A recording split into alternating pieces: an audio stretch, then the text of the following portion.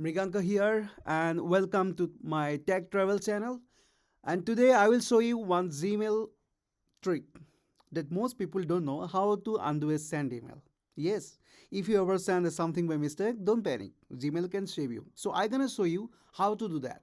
So first of all, you go to the settings button from the top right corner and you can click the see all settings. After that you can click the general and after that you can set a time undo send. So you can set a limit is a 30 seconds maximum, so you can set. After that you can save these things. So now we are going to compose email.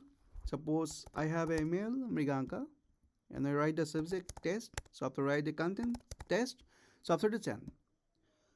So suppose you think I mistakenly send these things, so Gmail hold the 30 seconds for your email. So after, if you click on the undo button, it's redirect to the compose screen again. So write mistake.